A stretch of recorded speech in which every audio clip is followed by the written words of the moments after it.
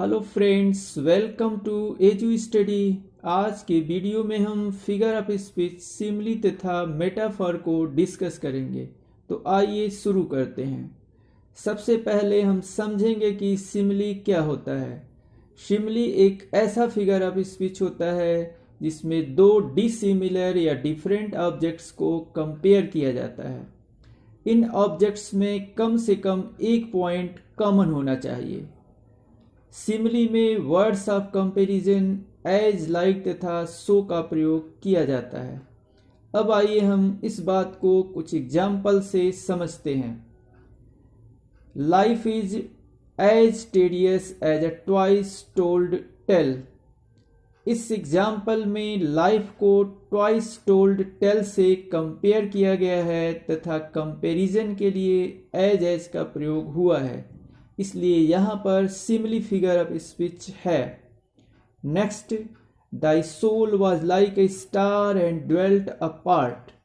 इस एग्जाम्पल में सोल को स्टार से कंपेयर किया गया है एवं कंपैरिजन के लिए लाइक का प्रयोग हुआ है, इसलिए इस एग्जाम्पल में भी सिमली फिगर ऑफ स्पीच का यूज हुआ है।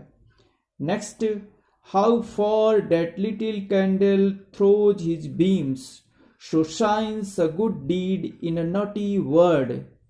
इस एग्जाम्पल में लिटिल कैंडल के बीम्स को गुड डीड से कंपेयर किया गया है तथा कंपैरिजन के लिए शो का प्रयोग हुआ है।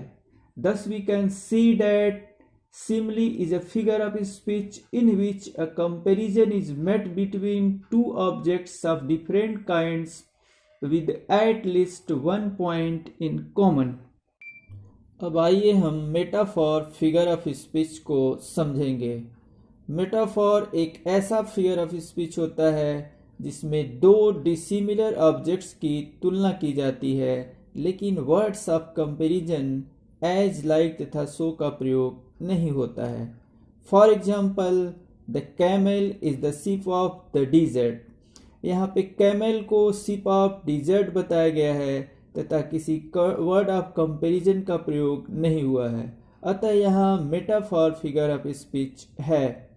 Next example, like is a dream. यहाँ लाइफ को ड्रीम से कंपेयर किया गया है और यहाँ पे किसी वर्ड ऑफ कंपैरिजन का प्रयोग भी नहीं हुआ है, इसलिए यहाँ पे भी मेटाफॉर फिगर ऑफ स्पीच है। Next, revenge is a kind of wild justice. इस सेंटेंस में रिवेंज को वाइल्ड जस्टिस से कंपेयर किया गया है तथा किसी वर्ड ऑफ कंपैरिजन का प्रयोग नहीं हुआ है, इसलिए इस एग्जाम्पल में भी metaphor figure of speech use हुआ है। Thus we can see that metaphor is a figure of speech in which a comparison is made between two different objects, but the words of comparison, as, like, so are not used। In other words, metaphor is an implied simile।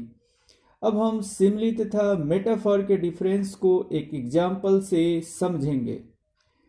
He fought like a lion। इस sentence में Simli figure of speech है।